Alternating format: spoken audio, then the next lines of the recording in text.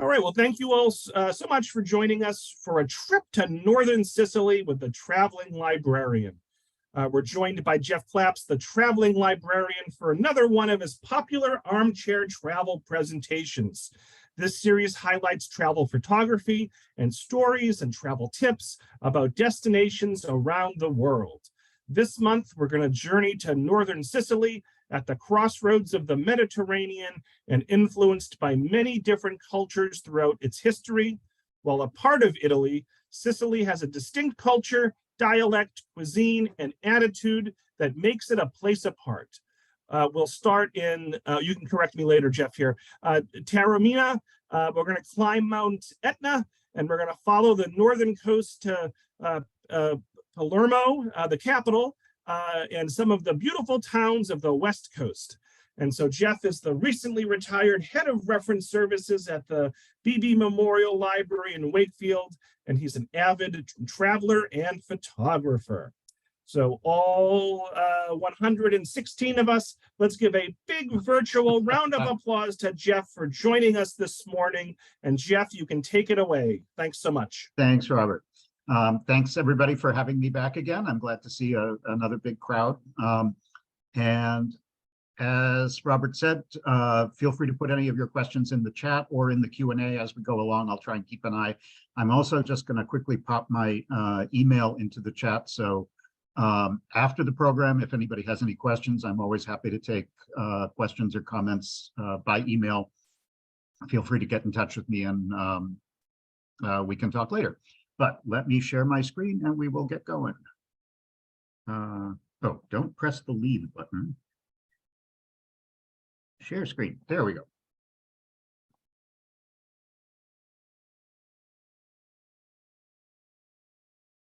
Okay. So this is a trip that I took about, what is it, 4 years ago? It was right before COVID hit, one of the last international trips I did before COVID. And I'm going to try and give you kind of the 60-second history of Sicily, which is hard to do. But as you can see from this map, Sicily is really geographically at the crossroads in the middle of the Mediterranean. And it's also figuratively at the crossroads because it has influences from many different cultures over the centuries, from the original Sicilians ages and ages ago, and then the Greeks, the Carthaginians, the Phoenicians, the Romans, the Arabs, the Normans, the Byzantines, the Ostrogoths, the Ottomans, the Bourbons, the Venetians, you name it. Everybody was there right up until even the British, and right up until 1860, when the Italians came in and essentially unified Italy into the modern state that it is today. Putting Sicily on the map, I just want to show you this was the route that we took. We drove around the entire island of Sicily over a period of a little shy of 2 weeks, which is more than enough time, I think, to see most of the big sites. You could do it in a week and a half. You could do it even in a week if you were rushed, but I think a week and a half is good for seeing most of the important sites. Today, we're going to talk mostly about the northern side. So everything from here all the way across the northern coast, and we'll end up in Marsala. And just to give you an idea of the geography, Sicily is about the same size as Massachusetts, give or take. This is a map of Massachusetts with the outline of Sicily overlaid across it. But it has far fewer people. There's only about 5 million, which is about maybe 8% of the total population of Italy. And the geology of it is also very interesting. It's a very mountainous region, particularly along the northern coast, which is where we're going to spend most of our time today. And the most obvious feature that you can see here, this giant pimple over on the east coast, is Mount Etna, which is one of the largest, actually, I think it is the largest, and certainly one of the most active volcanoes in Europe. It's huge. It's about 11,000 feet, which even if it were not a volcano, would make it an incredibly imposing geologic feature. And it completely dominates the landscape on the eastern side of the island. but on a clear day, you can even see it from pretty far away. On the West Coast, you can almost see it off in the distance. We're going to start in Taormina, which is one of the older towns, and certainly one of the most visited. Like most of Sicily, it was settled very long ago. And it's high up over the Eastern Sea on the eastern coast. It wasn't really until the 19th century, though, that it blossomed as a tourist destination. And partly because of the location and the beautiful views, partly because of the temperate climate, it became one of those places that a lot of 19th century romantic writers and artists would come to spend the winters. They kind of placed their stamp on that at that time, and it became one of the places to go in the Mediterranean. I do have to show you this is kind of funny, because it sits so high up. It's about 700 feet up on a plateau over the Ionian Sea. Getting up there, this is the GPS route that we took to get up there. I just wanted to show you how complicated it is to actually drive up all of these circuitous mountain roads to get up to the top of where the city actually is. It's got gorgeous architecture, as does most of Sicily. One of the nice things about Sicily is the layered cultures. Because all of those different cultures have influenced the island over the centuries, they've all left their mark. And architecture is one of the main ways in which you can see that. And the ones that I think are most visible are the Baroque and the Byzantine. And we'll see a lot of that as we go through the cities and towns that we look at this morning. Most of Taormina is pedestrianized, which makes it a lovely place to stay, because there's no traffic, there's no cars. It is very touristy. It's probably the most visited place in Sicily, but it's still lovely. And it has beautiful public gardens on different terraces. This particular one, which is used to be a private garden for the villa of a very wealthy expat woman who lived there decades ago, is now a public park. And it has some lovely trees and follies and things like that, and looks out over the ocean. But the details just walking around Taormina they're delightful.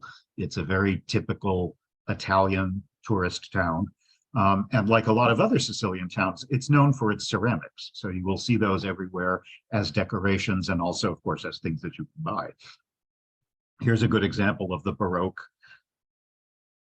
but also the medieval. This palace actually is now the tourist bureau. Here are some old puppets. Sicily has a long tradition of puppet theater that goes back to the Middle Ages. And these particular ones that you can see in this photograph are antiques. You can actually see a performance.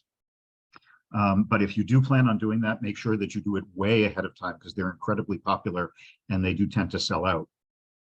But they sell modern versions of these old puppets, marionettes essentially. And this was in the tourist bureau. They have a museum that shows some of the actual historic ones from the 19th century and earlier.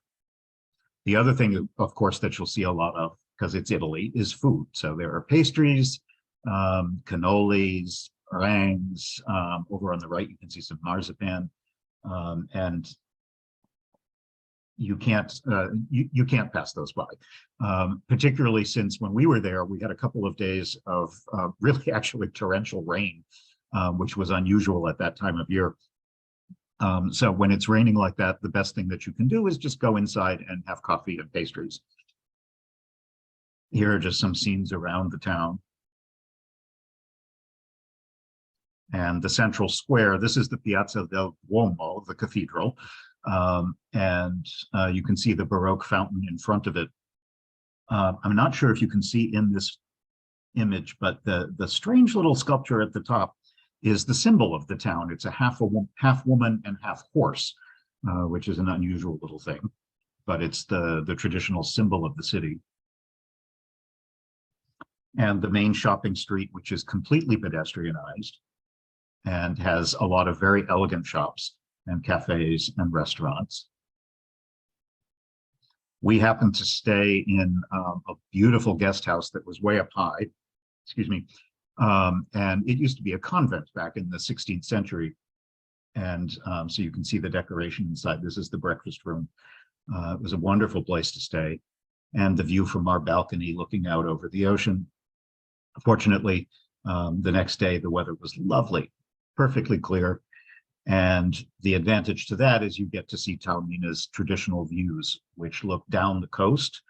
Remember, we are on the east coast of Sicily right now, over the Ionian Sea, and we're looking south down the coast.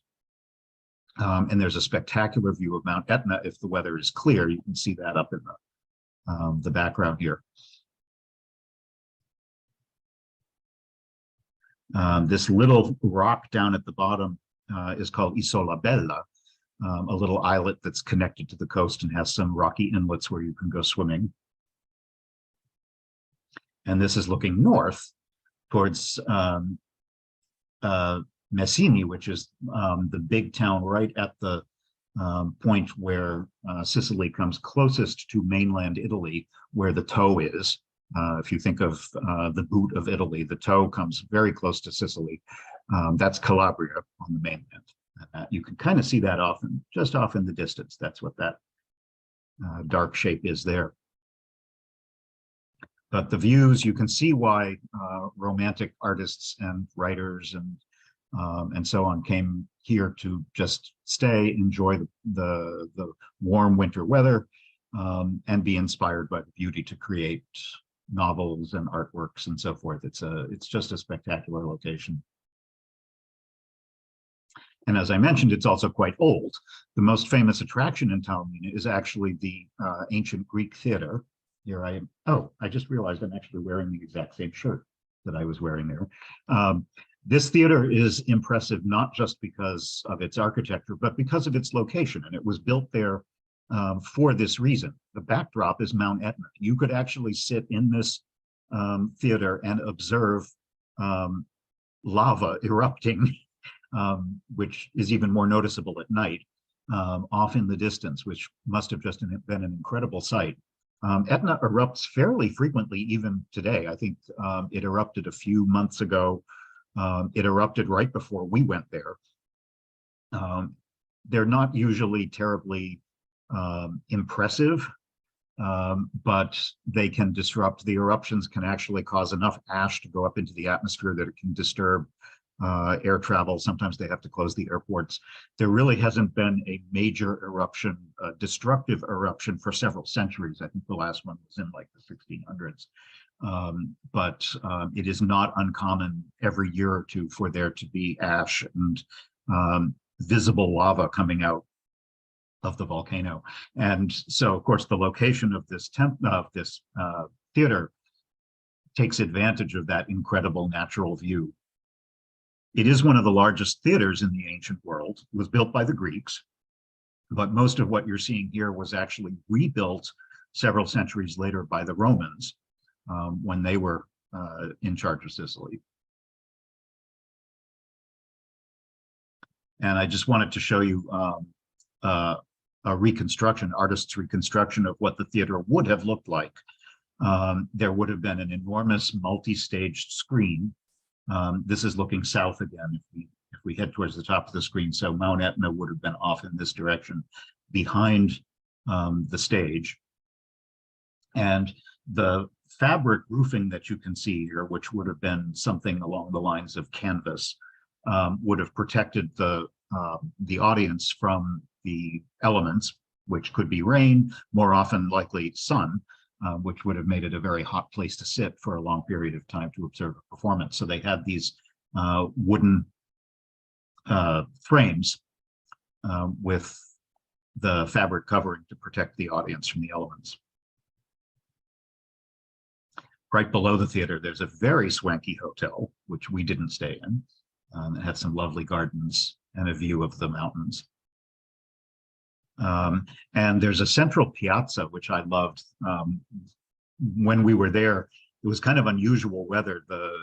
We were there in the fall, and Sicily, Italy, all in general, had a very unusual summer with a lot of rain, which actually caused some problems for Italy because rain is certainly nice in a climate, a Mediterranean climate that can be very arid during the summer, but they actually had difficulties that year because there was too much rain, and that can cause problems for some of the crops that they tend to grow there, that wine, cactus, almonds, citrus fruits, and so forth, olives, that don't actually like too much rain. So it was actually kind of a bad year climate-wise for them.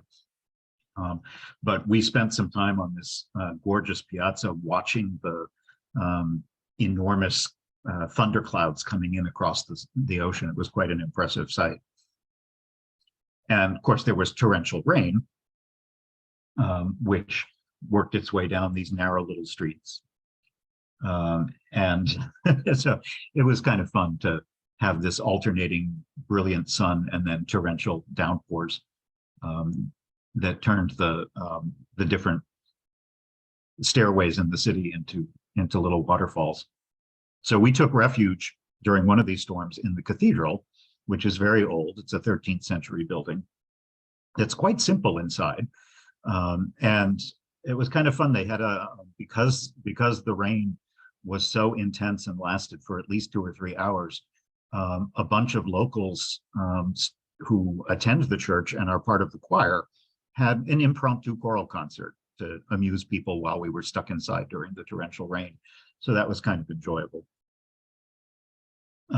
Here's some views of the inside, sacred and profane. There's this beautiful image of the apse of the cathedral on the left, but on the right you can see something a little bit different, which is a wax head of one of the important clerics that's connected with the history of the church, and also the votive candles, which are not actually candles, they're electric. So you can put a coin in instead of lighting a candle the way you often do in Catholic churches in Europe. In this case, you drop a euro coin into the slot and it lights up an electric light bulb. So yeah, rain. This woman on the right actually gave up because it was so wet. She took off her shoes and just walked barefoot because it was easier. So again, as I said, if the weather's bad, you have no choice but to go inside and do shopping or eat. So we had a delicious meal inside with spicy fried calamari, some crusty Italian bread, local wines. The Sicilian food is, as Robert said in the introduction, Sicily has it's Italy, but it's got its own culture, its own attitudes, its own ideas of, it has a very specific personality. And the cuisine itself is influenced by that. It's a little spicier than a lot of other Italian food, particularly since it's been influenced significantly by North Africa, which is not far away, and also the Levant. So there's influences from Lebanese and Turkish food and Greek food and so forth. So it's an interesting mix with a strong base of Italian cooking, but with all these other influences mixed in. I'm a big fan of old Italian cars. This is one of the original Fiat 500s that was built from the late 1950s till about the mid 70s or so. But you can still see lots of them all over the road. People drive them even today. They're a very popular classic car, a very quintessential city car for Italy. And they have remade them. You may have seen a few of them running around the US. In fact, we have one here in Massachusetts that looks exactly like this. I drive a little Fiat, little white Fiat, just like this. They started the new ones in 2007 for the 50th anniversary of the original. The problem with driving them, we had a rental car when we were there, and it was exactly the same car that we have here in Massachusetts. But the problem is, there are so many of them that it's almost impossible to find your car because half the cars in Sicily are little white Fiats. So the only way that we could find them in this parking garage was to actually click the little fob and see which of the Fiats lit up. Just some scenes around Taormina. Above the city of Taormina is a small village that you can go up to that's like another 1,000 feet up the mountain, called Castelmola. It's much smaller, but it's worth driving up there for the fantastic views. You can actually walk too if you want to do that. There's a hiking trail that connects the two, or you can drive. The fun thing about being up there is the view down to Taormina, which you can see now below us. So if you think the view from Taormina was spectacular, wait until you go up another 1,000 feet. Here you can see the road that works its way up the side of the mountain. On the spur over here, you can see the castle that guards the hilltop above the city of Taormina. It's was originally a Norman castle, and of course, as different cultures invaded Sicily over the centuries, it was altered and changed and rebuilt by different cultures through that time. And certainly, if you're in this area, you need to spend some time on Mount Etna. Italy actually has the only active volcanoes in Europe right now. Mount Etna, which is the biggest, and Stromboli, which is is a small island off the north coast of Italy, which if you followed the news at all, you may have seen that in the past, I don't know, 3 or 4 years, Stromboli has erupted quite spectacularly, at least 2 or 3 times recently. And of course, then there's Vesuvius, which for the time being is inactive, but you never know.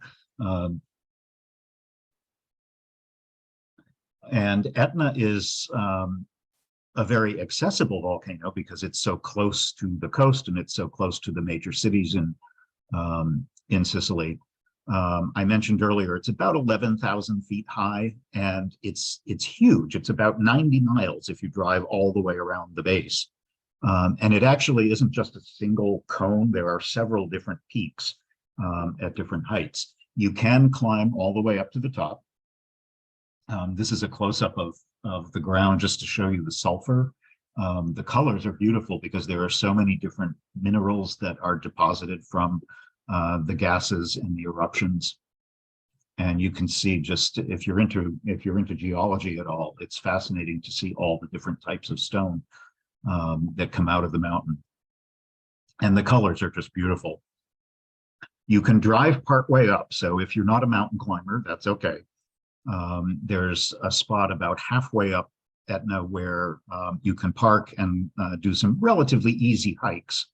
And that's also the starting point for taking a hike all the way up the mountain, which you really need to do with a guide, because it can be extremely dangerous if you are just wandering around on your own. So you can hire a guide who will take you up to the very top. We weren't able to do that just because the weather wasn't cooperating. In fact, we saw a bunch of people who were starting off on one of those guided hikes, and it started to rain and sleet very badly right after they went up. And I just thought how miserable that hike must have been for those poor people.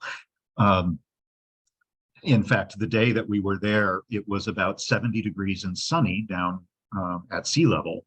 And if you drove up Mount Etna, the temperature dropped at least 30, even maybe 40 degrees. It was close to freezing at the top, completely cloudy and very cold and unpleasant.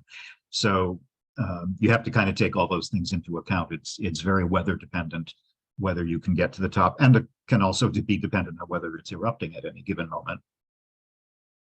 What looks like vegetation, this green that you can see off in the distance, is actually not plant life. It looks like it might be mosses or lichens or something like that, but it's actually sulfur deposits. None of that is plant life. It's all mineral deposits. And to give you just a little bit of scale, here are some people walking around one of the smaller cones, the little side cones, which themselves are pretty impressive. So again, even if you don't have the opportunity or the ability to do a major hike or climb, you can drive up enough that you can experience a little bit of what the mountain is like and what the geology is like without having to do anything too strenuous. Because the weather was lousy on a cold day, we just said, we did a short hike and then said, oh, okay, we're going back to the cafe, and had a nice warm Italian espresso. And the food that you can see on the right is called an arancini, which are very popular in Sicily, all over Italy, in fact, but specifically in the south. They are fried rice balls. And if you've never had one, you can definitely get them here in Massachusetts because many Italian restaurants will serve them.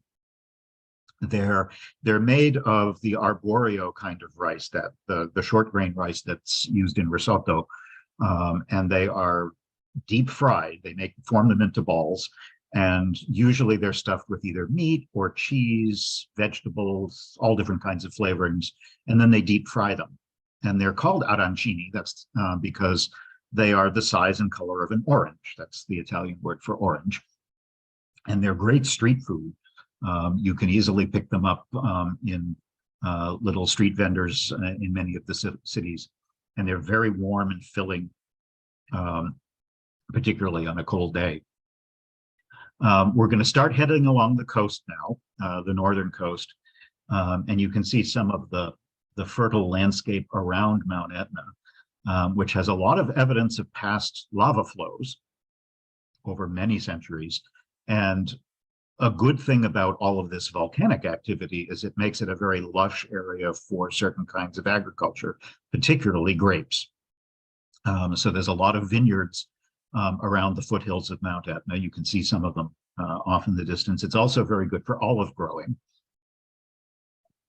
And many of the Sicilian wines come from this part of the eastern part of Sicily on the slopes of Mount Etna. There are very good, very minerally tasting white wines and also some very strong reds. A nice thing about the Sicilian wines is they often are very inexpensive. They're delicious, and many of them are imported into stores around here. And you can get a lot of really, really good Sicilian wines for $10 a bottle or less. So I would encourage you to try some of them if you see them in wine stores around the area. Here you can see lots of leftover lava flow, which could be from decades or even centuries ago. And much of that stone is later used in building, stone walls, buildings, and so forth.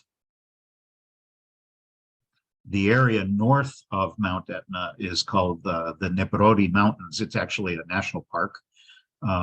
And along with the Madonie Mountains, which are kind of next to them, this whole park area along the north coast is very beautiful, very sparsely populated, except for a few mountain villages. And the peaks are pretty high. They reach over about 5,000 feet. And because they're so close to the ocean, they seem even higher than they actually are. It's a very forested part of the island. There's a lot of beech trees, cork trees, and evergreen forests as well. We're driving just in the middle of nowhere in the mountains, and here's some wild pigs just walking around. And as you work your way along the coast, there's a number of really beautiful mountain villages that you can see. This is a small one called San Marco d'Alunzio, which is about 1,800 feet up over the Tyrrhenian Sea. The Tyrrhenian is the one that's on the north side of the island. Many of these towns were built in the mountains, of course, for protective reasons. These are not, these aren't seaside resort towns like you might expect today. These were built centuries ago, so they weren't built on the coast, which would have been dangerous because of pirates and other invasions. They were built for protection way up in the mountains, but they have views up and down the coast. And many of them, even though you can see the coast very closely from them, it can take a half an hour or more because of all the little twisty roads that you have to take to get up to them. This particular one has 22 churches for a tiny little town, and also an ancient Greek temple. because the Greeks were in Italy, it was a Greek colony for a very long time. It was called Magna Graecia. And in fact, Sicily has some of the most well-preserved and beautiful Greek ruins. Ironically, there are some amazing Greek temples. I'm going to show you one of them a little bit later. And here you can see the view if we look west along the coast towards Palermo. So I would recommend, if you visit, to just pick almost any random town. It doesn't have to be one that's mentioned in the guidebooks. They're just explore on your own and pick little towns, and you will find the most beautiful little nooks and crannies, lots of little pedestrian alleyways, medieval style streets and houses built on top of each other. You can, off in the distance here, through this archway, you can see a couple of islands off in the distance. Those are the Aeolian Islands. There are 3 or 4 little island groups off the coast of Sicily. The Aeolians are the one that includes Stromboli, the one that has been erupting frequently. And you can take trips there are often day trips if you want. Most of the island groups are close enough that you can see them from the coast, and you can take a day trip out to them. But they're probably they're interesting enough that it's worth taking longer to do that. And making it into a weekend or something like that where you can explore a little bit more. We didn't have the time to do that, but I would love to go back and visit some of those islands later. Here's the Greek temple I mentioned. This is actually a 4th century BC temple to Hercules, which was converted later into a church, which is why it has some of these unusual designs and windows, because it was a Christian church for a long period of time. Here's a better view of some of the Aeolians just off the coast. And views all the way along the west. We're heading towards Palermo, which is kind of off in this distance here. I think my favorite place in the north was this town called Cefalù, which is one of Sicily's most popular tourist destinations, partly for its history and its architecture, and also partly because it's one of the towns that's actually on the coast with a lot of very nice beaches and boating and seaside activities. The main site to see in the town is this spectacular Norman cathedral, which I'll show you in just a sec. It's a Greek name, again, going back to the Greeks, back when this was a Greek colony. The name Cefalù is an Italian altered version of the Greek word kefalos, which means head, which refers in this case to a headland, which is this huge cliff that looms behind the town. It's about 900 feet high, and there's the ruins of a fortress up at the top, because obviously this would have been a very good place to build a fortress. It's halfway along the coast. You can see in both directions, and it makes a very protected location. Nowadays, Cefalù is instead just a very popular seaside place with lots of tourist shops and restaurants and cafes and narrow little streets and a lot of boating. We had a great little hotel, which this is actually inside our hotel room. We had a tiny little balcony that looked out over the ocean, and it even came with a bottle of Sicilian red wine, which to me is like a really great way to start your visit. And like many Italian towns, it has narrow streets with people hanging their laundry out on the balconies, and about every 10 feet there's a church. And the biggest one is in the Cathedral Square, which you can see here.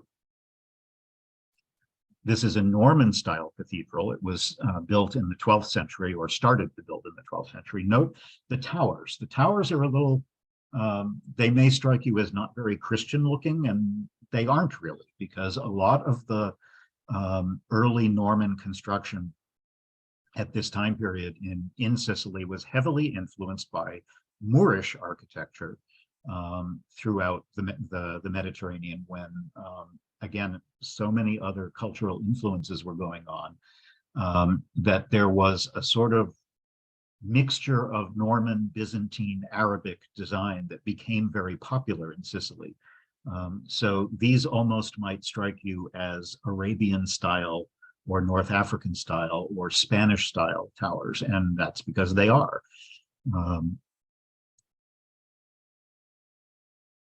And the inside also has that feel too.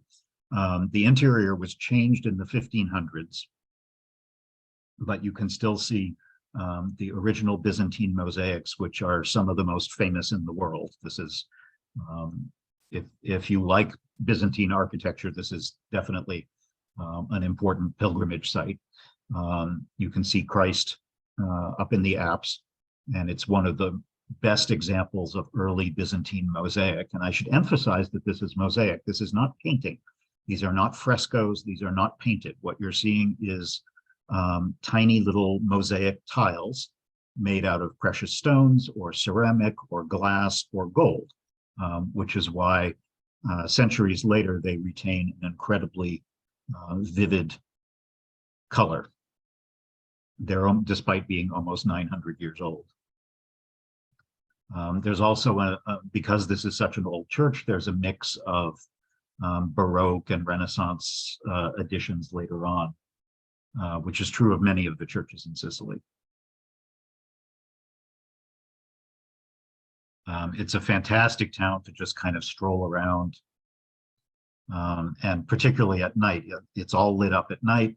You can see, because it's on a headland, you can see the sunset over the sea, people fishing on the piers, and then the late afternoon sun turns the entire town into a warm glow, Mediterranean glow. And then you can just find a restaurant. It has really nice street life. Because the town is so densely packed, most of the streets are pedestrianized, which makes it a lot more enjoyable to stroll around. Of course, being on the ocean, it has a lot of seafood restaurants or gelato. And they even light up the rock at night, which is pretty impressive.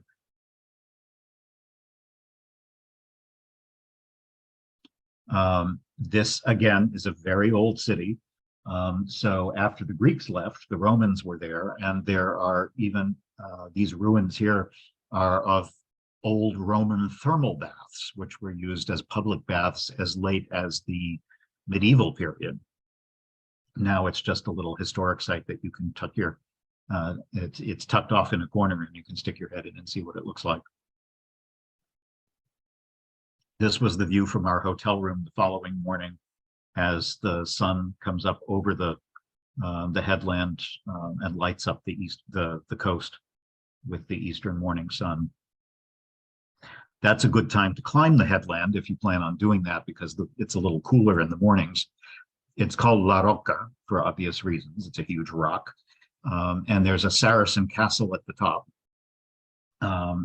And the ruins are interesting, but just as enjoyable is the view down, looking out over the town with an excellent view of the cathedral right below you and views up and down the coast.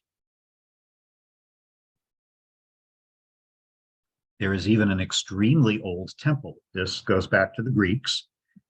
This is an ancient Greek temple to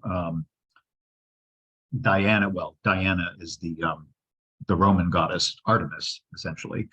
And it's on the site of an even earlier settlement from the 9th century BC, when there was a megalithic settlement on top of the rock. So there are, again, layers and layers and layers of history in this one small location.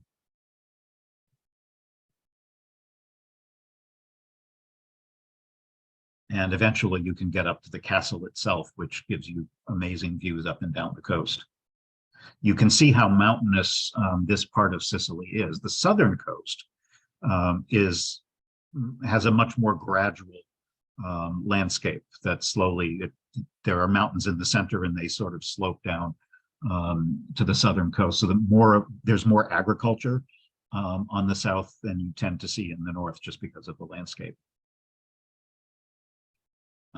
And typical Italian street life. In the morning, all the guys come out, get their coffee, and talk about politics and how to solve all the world's problems. Working our way again towards Palermo, we stopped in another little town called Caccamo, much less touristy than Cefalù, partly because it's inland. It's on a rocky outcrop, maybe half an hour inland from the coast. And it is dominated by this massive castle, which is now a museum that you can visit. Like many structures like this, it was actually built over a period of several centuries, but it started in the 12th century. And it looks out over this beautiful town in the mountains with views towards the inland part of Sicily, which is a little bit more pastoral.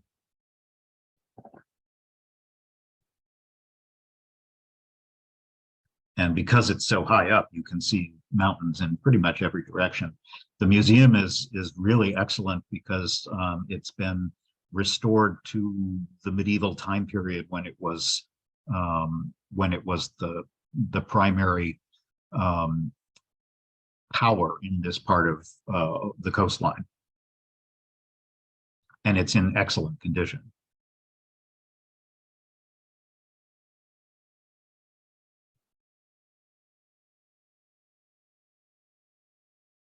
And it's not very far from there to the biggest thing along the northern coast, which is Palermo.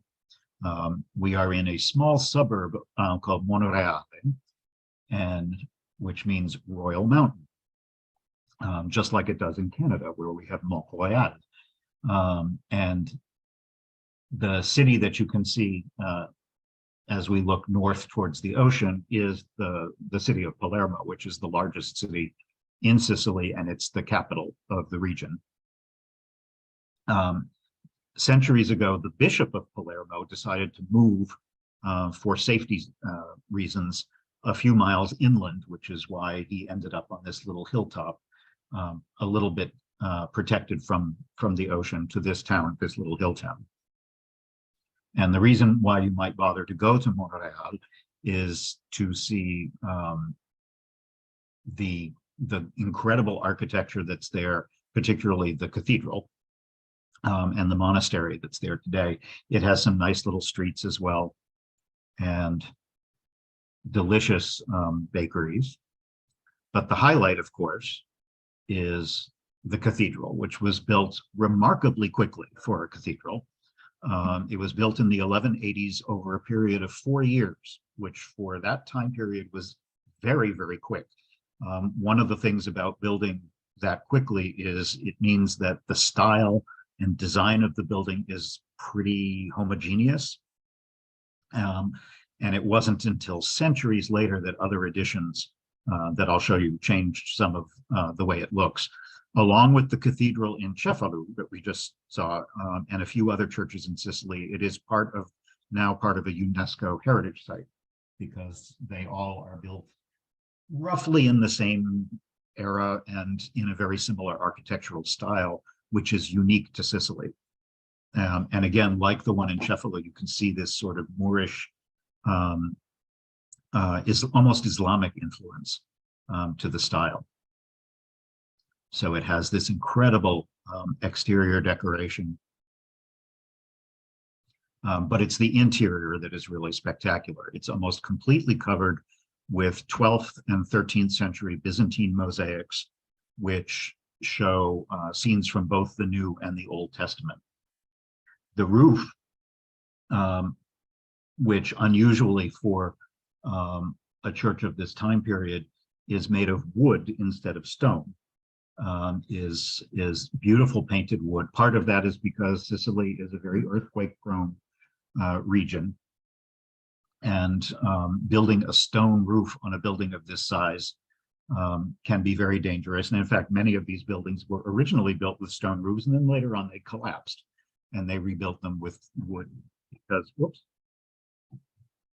excuse me, my home office has Hey,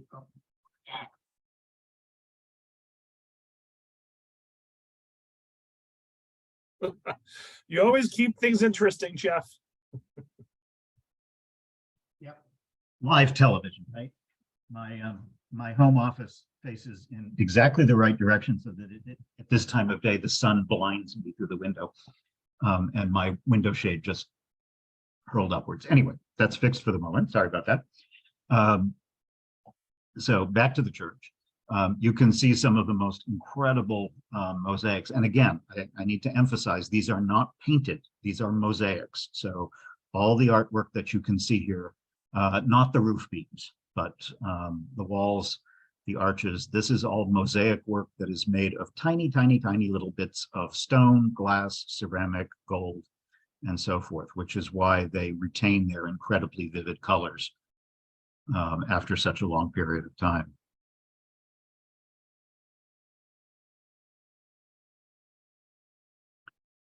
Here's a better view of the ceiling.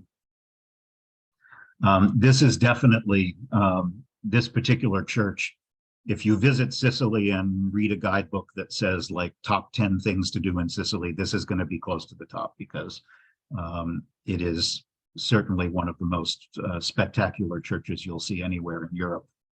And it's also interesting because, as I mentioned, many European churches have been rebuilt and added on to over the centuries. So there's a Baroque wing or chapel off to the side that is in a completely different style because it was built several centuries later. And you can see the difference between the two here, the Byzantine versus the Baroque.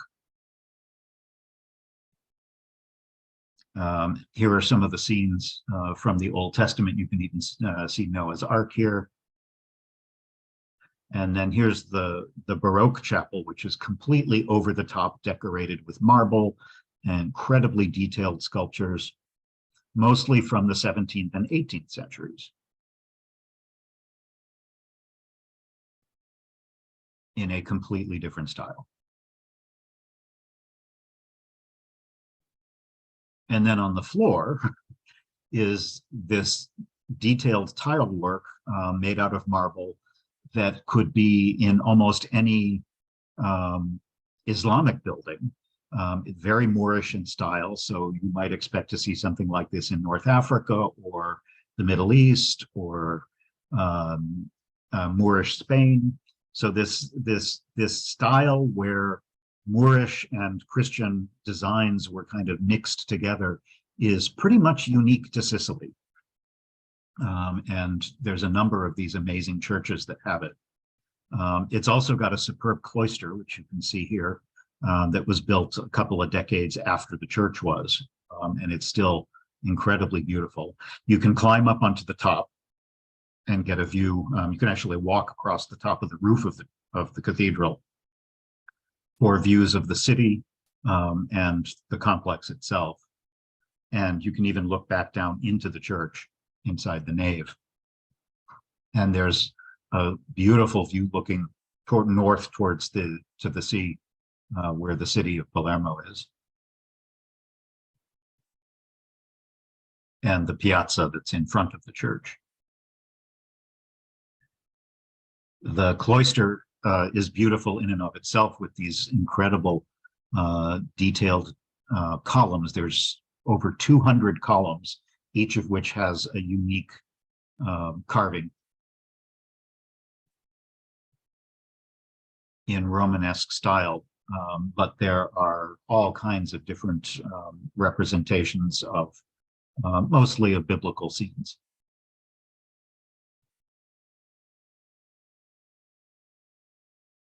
And they're in extremely good condition. Back in the main city of Palermo, it's also, again, very old, 2,700 years old, in fact, and it's the capital of Sicily. It's a very big city. It's probably about the size of Boston.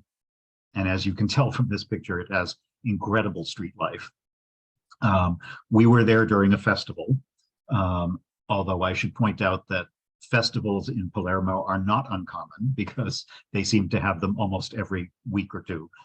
So it's not unlikely that you might stumble upon one while you're there. From the early 1600s, this central intersection that we're looking at here is called the Quattro Canti, where two roads cross, and there are four buildings, one on each corner, that were designed and built to look the same, to form an ensemble. And there's a fountain in front of each one of them, each representing the four seasons, which is why it's called the Quattro Canti. I love mistranslated menus, so I was fascinated by the idea that this is, I don't know what wrong tiramisu is. How can there ever be a wrong tiramisu? All tiramisus are right. Or you can get a cannolo that is decomposed. But honestly, the food in Palermo is fantastic. There's tons and tons of restaurants with all different kinds of cuisine. But if you like Sicilian cooking, it's a big foodie city. Here's some grilled octopus on a bed of sweet potato that was absolutely delicious. And it's a city that it's at night, strolling around is just, it's delightful. Palermo gets a bad rap because it's described as a very dangerous city, and we didn't really find that at all. Like any place that you might travel, you have to be reasonably cautious about pickpocketing and things like that. But violent crime against tourists is actually pretty rare in Palermo. There are some bad neighborhoods, but you're not likely to end up in those as a tourist. And the downtown area where you're most likely to spend your time and where most of the major sites are is full of people at all hours of the day and night. So as long as you're taking reasonable tourist precautions, you shouldn't feel bad about going to or wandering around Palermo. Driving, on the other hand, we drove into Palermo, and that's quite an adventure. Although I think if you can drive in Boston, you can drive in Italy. And there's so much traffic that it doesn't move very fast. So yeah, you'll be fine. Don't worry about it. And again, since there was a festival, all the streets were lit up, and a lot of them had been blocked off for pedestrian access. And they light up everything at night. Palermo has, I don't know how many churches, many of which are in this elaborate Baroque style. The facades are just incredible.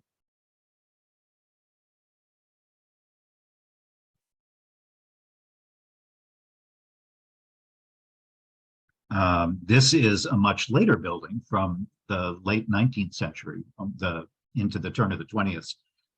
Called the Teatro Massimo. So it's a more neoclassical building.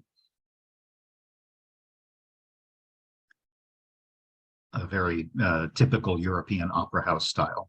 It's known for having extremely good acoustics. So if you have a chance to hear a performance, that might be worth it. And here's another of the many churches. This is San Domenico.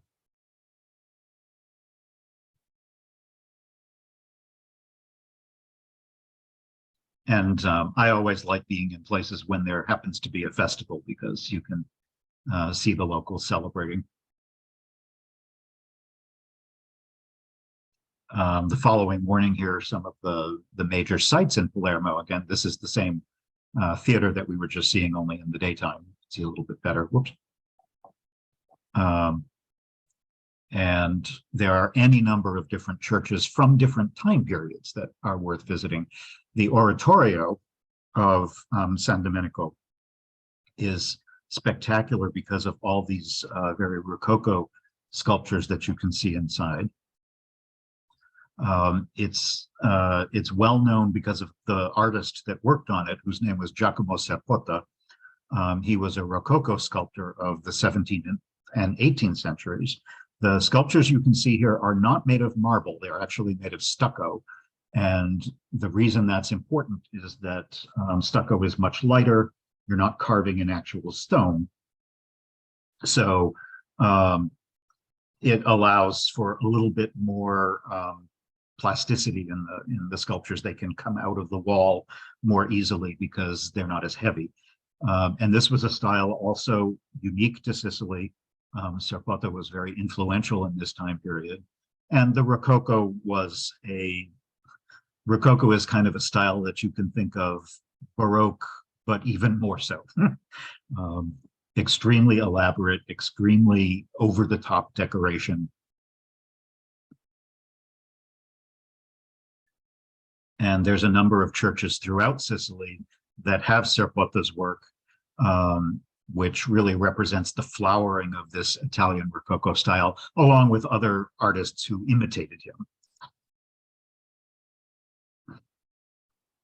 Italy is like a lot of other southern Mediterranean countries where there are cats everywhere. And if you like cats, they can be very photogenic. The center of Palermo is a city called Piazza Pretoria, with a very famous fountain with all of these ancient heroes and gods. And right adjacent to it are a couple of very important churches. The one on the right with these funny little reddish domes is called San Cataldo, and the Martorana church is on the left. They're very interesting because you can see, again, a mix of styles. The Martorana is an Italian-Albanian church, kind of interesting. It's Catholic, although it celebrates using the Eastern Catholic rite, so it's very specific. And it has, you can see in this picture, right next to each other in different parts of the church, you can see the original Byzantine style right next to the Baroque style that was added later. So it's 12th century and 16th, 17th, 18th centuries kind of jammed up against each other. And that's partly because it was absorbed at some point by a convent of Benedictine nuns. So they changed a lot of the interior and added their own artwork. It's a very small church, so seeing all this decoration crammed into a small space is very impressive. You can even see it in the floor design, where right next to each other you see that very Moorish Byzantine style right next to a more Western European Baroque style in the floor tiles. On the other hand, San Cataldo, which is the church right next door with the little domes, is very austere inside, completely different. And it's a very good example of that Arab Norman style that is found really only in Sicily, and is also very old, goes back to the 12th century, like the other church, but has not really been altered inside. So it's much more simple, very serene inside. And this is the outside. Another fun thing to do in Palermo is to enjoy a lot of the street markets. There are several of them in different neighborhoods. The busiest one is called the Mercato del Ballarò, which is huge. It goes on for blocks and blocks. And you will find fish, meat, produce, household goods. It's like an outdoor museum. So even if you're not going to buy anything, it's just fun to watch the street life and see what people are growing and selling. Here are peppers and okra, all different kinds of olives, different kinds of vegetables, the delicious Italian tomatoes. And on the left, these long weird things are actually a kind of zucchini, or they're like zucchini. It's a very long skinny squash called cucuzza. And of course, plenty of seafood because it's Sicily. So there's fresh fish, and here you have calamari and octopus. One of the big sights to see, probably the big sight to see in Palermo, in the downtown area, is the Palace of the Normans, which is now used as the Royal Palace of Sicily, and the government, it's the regional parliament building at this point. It has beautiful gardens. And you can also tour the inside, the highlight of which is the Cappella Palatina, which is another example of that incredibly beautiful 12th century Byzantine Arab Norman style. So again, it's completely covered with mosaics. And because this is such a small space, it feels almost like a jewel box, just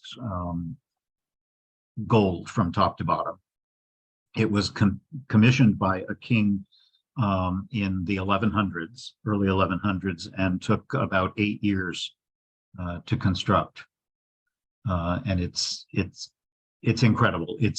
You could kind of think of it almost as the Sistine Chapel, but Byzantine. It has 3 apses, which is unusual for this style of church. And the decoration is just amazing, particularly the ceiling, which is kind of hard to see here. What's unusual about it is that it is a very Arab style ceiling mostly from Moorish North Africa, and it's called muqarnas. You can't really tell as much from these photographs, but it's made of wood, painted wood, and it almost has stalactites, these pendants that hang down from the ceiling, and are painted in this very Moorish style. And it's very unusual to see this in a Christian church. Here's just some more scenes of the interior. And again, like some of the other churches we've seen, it has a painted wooden ceiling rather than a stone ceiling with arches. So gilded and painted artwork on the roof beams.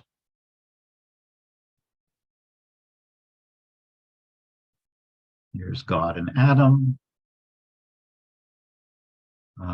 Here, in fact, you can even see God creating Eve out of Adam's rib. Adam's rib, sorry. In addition to the chapel, you can also visit the rest of the palace, which dates from many centuries later. And it was a royal palace for many centuries, and is now used for the Sicilian government, the regional parliament. And you can tour a lot of the staterooms, which have a completely different style, because we're talking about mostly 17th, 18th century.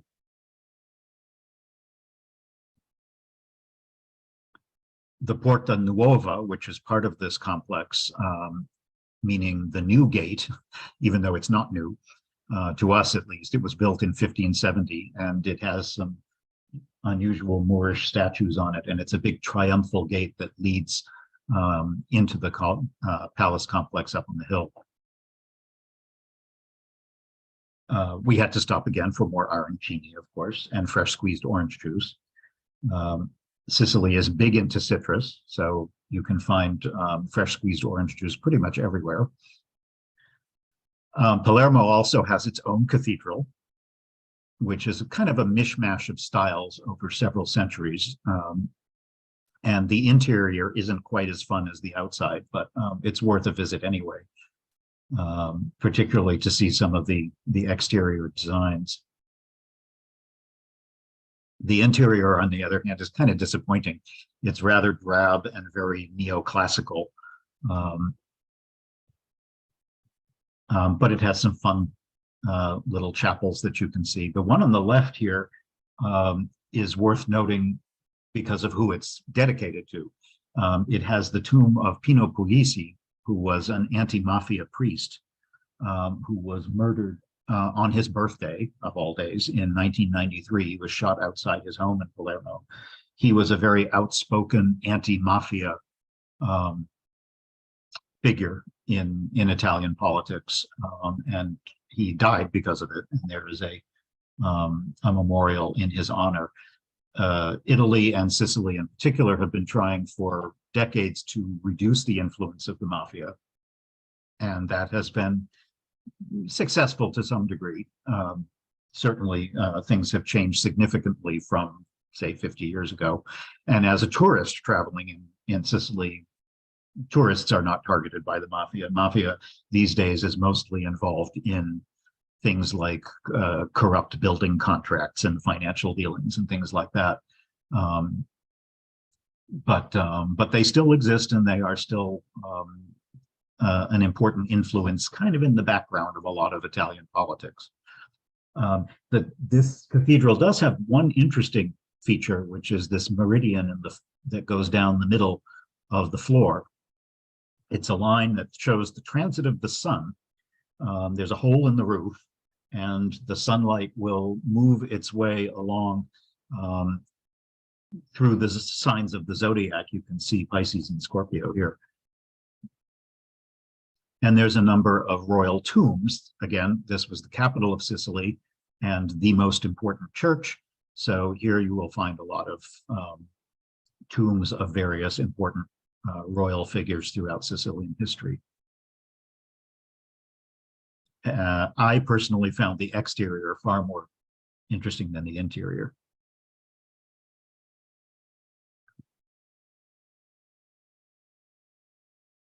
And like the other church that we were on up in the suburbs, you can also climb the towers and get an amazing view out over from the roof out over the center of the city. Here you can see that opera house a few blocks away, and some summer Italian weather heading our direction.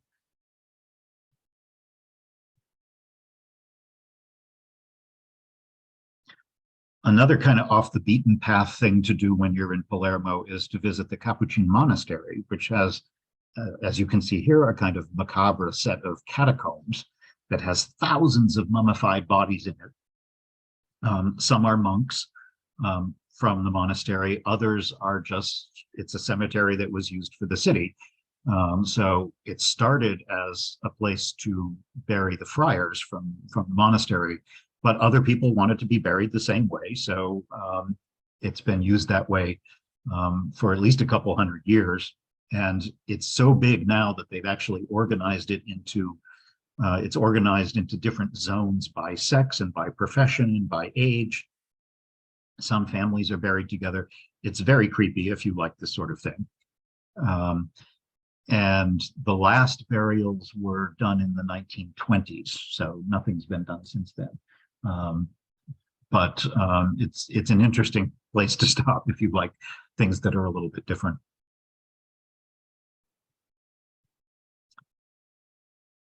I just like the name of the Titi School,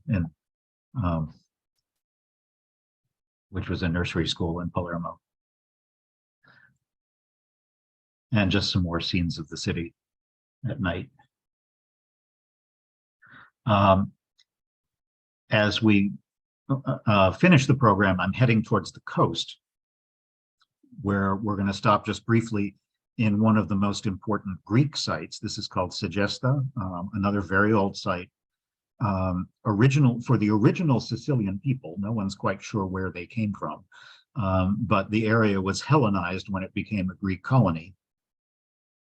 And that was kind of around the 5th century BC when most of the monuments were built. This is an interesting one because it's in very good condition. It's a Doric temple built in the same time period as the Parthenon in Athens and a number of other important Greek temples. But this one's kind of interesting because it was never finished. And you can tell that it was never finished because the columns are not fluted. That would have been done later after they had been constructed. And these little tabs that you can see sticking out from the stones would have been used to help lift the stones and move them into place. And after the completion of the temple, those would have all been chopped off and smoothed. So the fact that you can still see them is an indication that the temple was far from completion. But it is a very beautiful example of Doric architecture, and particularly because of its location, which is kind of off in the middle of nowhere. And it has this beautiful pink stone, and its setting underneath this mountain off in the countryside is very beautiful. It was built at the nexus of several roads in this time period, so it had views in all directions. And it wasn't just a temple, it was also a settlement. You can see the modern highway in the distance here. But the site was inhabited well into the Middle Ages. There's even a Norman castle nearby, and some churches and ruins of mosques from different time periods, along with this well-preserved classical amphitheater that is still there as well. It is thought that Segesta as a city at the time was a rival of a town that we won't see today called Selinunte, which is on the south coast. And they asked for assistance from Athens and for military and financial assistance. And they thought that it would help if they built a number of monuments to make Athens think that they were way more important than they actually were. This was actually a pretty small settlement. It didn't really work because Segesta never became as important as any of the other Greek colonies in Sicily. So now it's kind of just an off the beaten path Greek colony. And if we work our way towards the coast, we're going to stop for a couple days in Erice, which is a ancient Phoenician town, although most of what you see is obviously much later. But 2,500 feet up, it's on a mountain, and as you can see from this aerial view, it's kind of triangular in shape and completely surrounded by protective walls. The cathedral is on the left.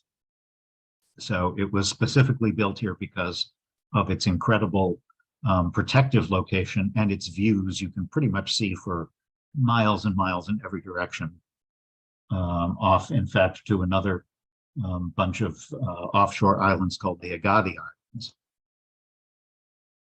We stayed in a wonderful little hotel that had this comfy and frumpy hotel lounge and some nice little terraces. It's a delightful town because it can get very touristy during the day, but at night it's deathly quiet, and all you can hear are footsteps on the stone streets. There's a number of churches. In fact, there's something like 20 to 30 different churches in this tiny little town, and spectacular views down to the large port of Trapani, which is a major, more modern port. Unfortunately, these radio towers don't help the view.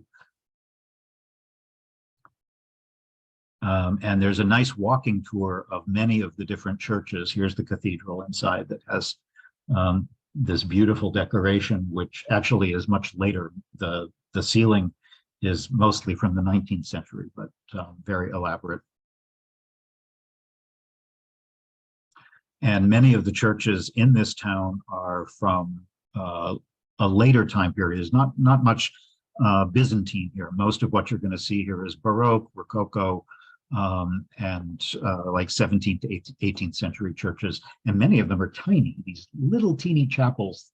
And you walk in and there's just the most incredible decoration in a church that may not be much bigger than your living room. Most of the town is pedestrianized, which of course makes it very pleasant to stroll around. Has some very nice museums, and the view is, of course, also incredible. The mountain that you can see in the distance, Cofano, is a natural refuge, a nature preserve where you can go hiking. And the blocky building that you can see in the foreground was built to house soldiers during the Spanish rule, although it was never really used. Here's just a couple of examples of some of the incredible churches that you can see. And the views of the surrounding countryside. There are 3 castles piled on top of each other in this part of Erice. One is a 12th century Norman castle that's built over the ruins of a Roman temple. And then the second is this weird little thing that you can see here called the Torretta Pepoli, which is a late 19th century folly that was built as a private residence by a wealthy guy. And both of them are now museums that you can tour, and they have really nice views. And the third one is the Castello di Venere, which is named because it was built with materials from the old Temple of Venus that was up on the top of this mountain. It's more kind of a mystery. This very impressive castle is now privately owned. For a while, it was a very fancy hotel, but it's been, I haven't looked recently, but at the time that we were there, it was indefinitely closed. There had been talk that it might be reopened as another hotel, but I don't think that's actually happened. So right now it's just, it's closed up. But the ruins have amazing views to the Agadi Islands. And you can see the interior of the Norman castle and the foundations of the early temple to Venus. And again, views off to the very far west. There's an interesting tradition of local crafts in this town. They make these wax religious figures, which are either, depending on your perspective, they're either kind of creepily ugly or incredibly beautiful and detailed. To me, they were a little mix of both. But it's a long-standing tradition in the city, and as elsewhere in Sicily, they also make these figures that are carried in various festival processions. They live in the church during the year, and then during whichever festival they are appropriate to, they're paraded around the town.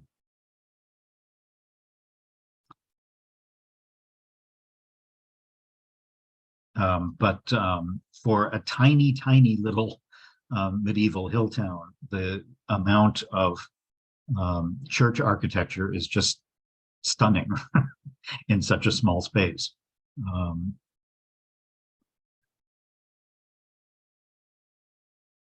It also has a very strong tradition of sweets.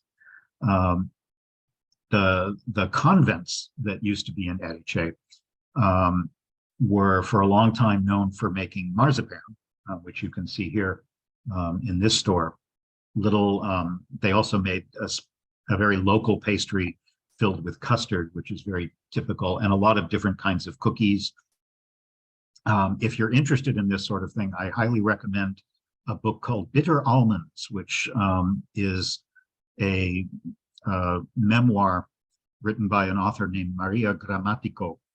And she interviewed older women who had grown up in the convents to describe their lives living in the convents decades ago and growing up making these sweets as a tradition in this town. Back then, of course, it was not a very touristy location like it is today. So it's an interesting slice of life. If you have any interest in the history of small town Sicily. The hill is actually very forested. Here's some more food. And views out over the western coast. Again, remember, we're about as not quite as far west as you can get, but very far west in Sicily. And nighttime is a beautiful time in Erice because you can watch the sun go down over the different buildings and church domes and the castles. And the western sun, of course, lights up all of the buildings with a warm glow.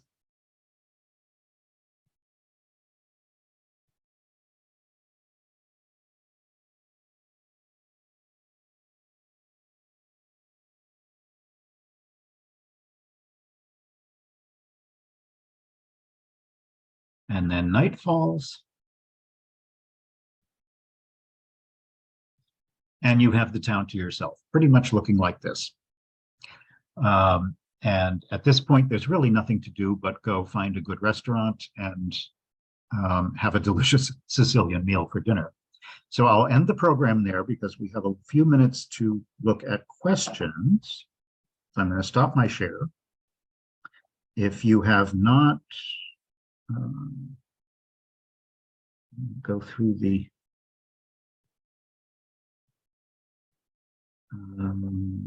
If you have any questions, feel free to put them in the chat now if you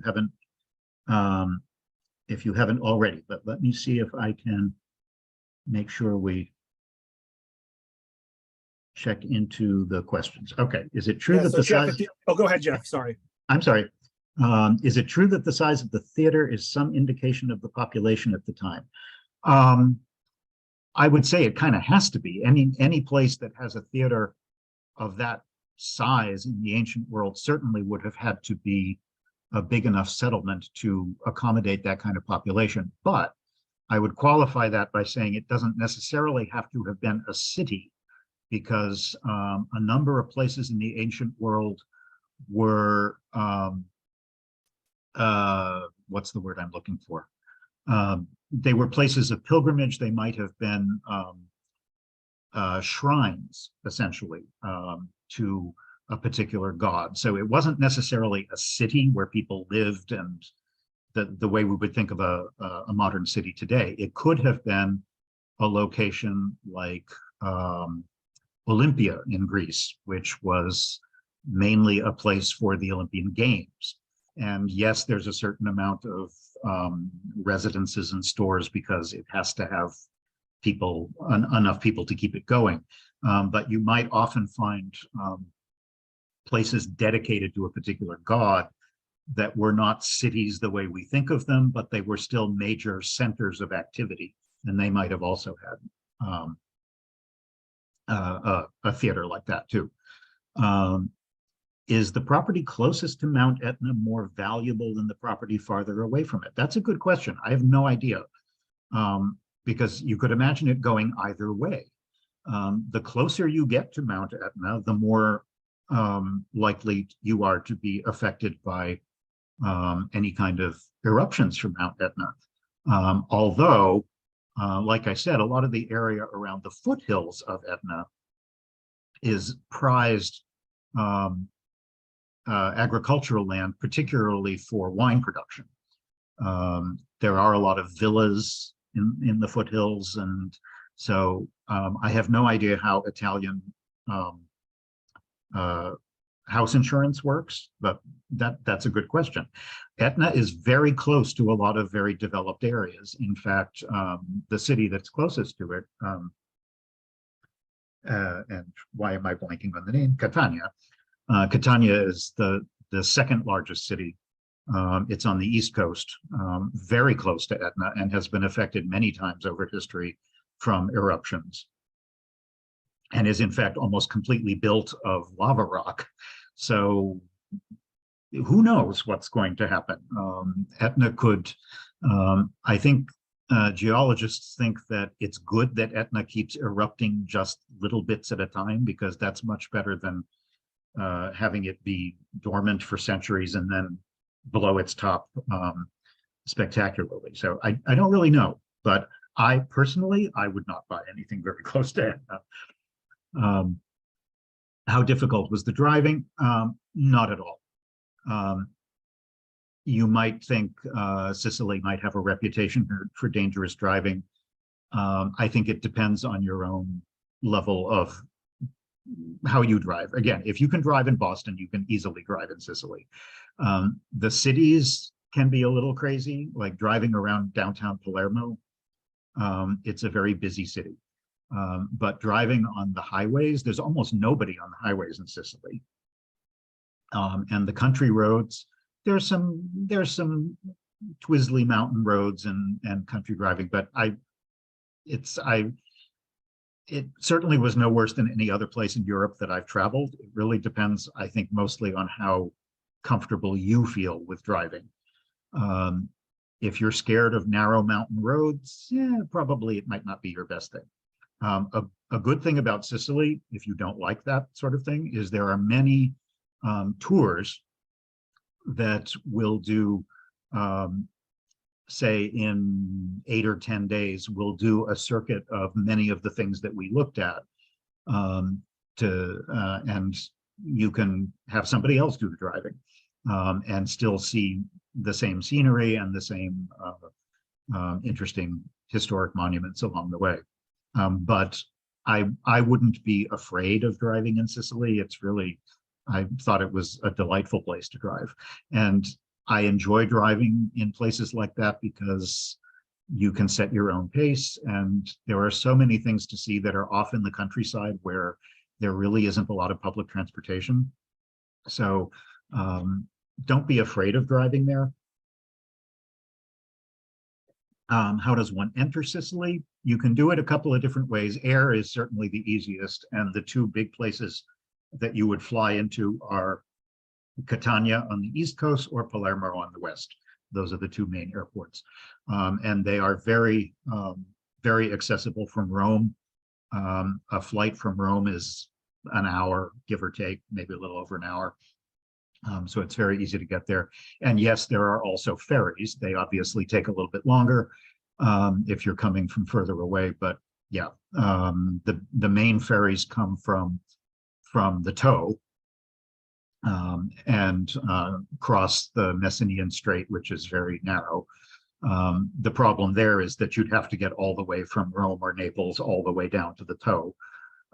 There are ferries from Naples and ferries from Rome. Those take a lot longer. Sicily is also often a stop on major cruise lines that do Mediterranean cruises. But for that, you're only likely to stop in places like Palermo, Taormina for an afternoon. So if you really want to see Sicily, you'd want to go and spend some time there.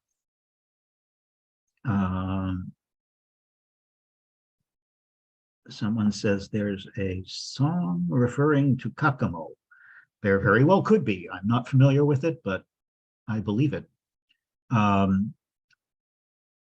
A lot of people, I'm not sure. Liz says that her father was born there, and yes, I know a lot of people. My family is Greek and Italian, but the Italian portion is from way in the north of Italy near Milan. But there's an awful lot of people in the Boston area who have Sicilian roots. And I know a number of them who have gone back to find their grandparents' villages and so forth. And it's an amazing experience. She also points out that Sicily has its own language. That's not really a dialect. Yeah, that's true. Actually, it's kind of both true and not true. Sicilian is a separate language. But there is also a Sicilian dialect of Italian in the sense that and if you travel there, you're going to hear mostly Italian. But it's a very regional Italian with a lot of its own vocabulary and slang expressions and so forth, like any other language, like French and German and Greek and American. We all have our little regional differences. But you're right that there is actually Sicilian is significantly different from Italian. Let's see.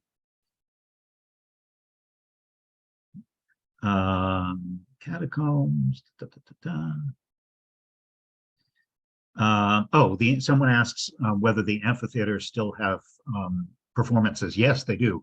The one in Taormina in particular, it has been completely redone to have more comfortable benches to sit on, and they do performances throughout the year. Did I drink tap water or bottled? Bottled water is always a good idea, and Italy has delicious bottled water, both still and fizzy. But it is perfectly safe to drink the tap water in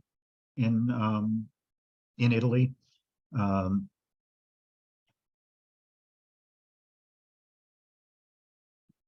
Let's see. Someone asked about best places to see around Mount Etna. Kalashibeta. Yes, I remember that. Diane, if you are still in the program, email me and I will be happy to talk to you a little bit about some specific things to take a look at. Kalashibeta is in the southern coast. I have a separate program that covers the south of Sicily, but I'd be happy to talk to you about that. Someone asks if any of my programs are on YouTube. Yes, I will send a link. Not all of them, but a number of my programs are on the Wakefield Library's YouTube channel, and I'll send Robert a link that he can include in a follow-up email if you want to check out any of those.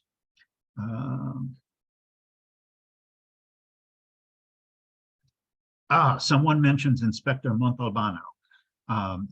Yes, I talk about him a little bit more in the in my program on Southern Sicily, because that's where the stories take place. There is a fantastic author, and of course, now I'm going to blank on his name. I can tell Robert to include it. But yes, it's a series of detective novels written by an Italian and translated into English. His inspector is called Inspector Montalbano, and they take place in a fictionalized version of one of the southern Sicilian towns. And they are fantastic. They were also turned into a TV series, which is available on some of the streaming services. And oh God, I can't remember the author's name. I will give it to, I will make sure that Robert gets that because he can share it with you. There's probably 20, 25 books in the series, and they are a wonderful slice of life of Sicily. Absolutely. And my email again, I think oh, thank you. Someone just pointed out, Andrea Camilleri, yes, is the author. And his books are pretty widely available in libraries around here. So definitely check those out. They're short. They have lots of food and local life. And so, yes, I would highly recommend those if you like enjoyable murder mysteries with a strong sense of place and a lot of really enjoyable, like Sicilian dialect and characters and so forth. Now I'm checking the Q&A. Where am I going Jeff, next? Yep. There is some things in the Q&A, but we are at 12:35, so we've gone almost 100 minutes here.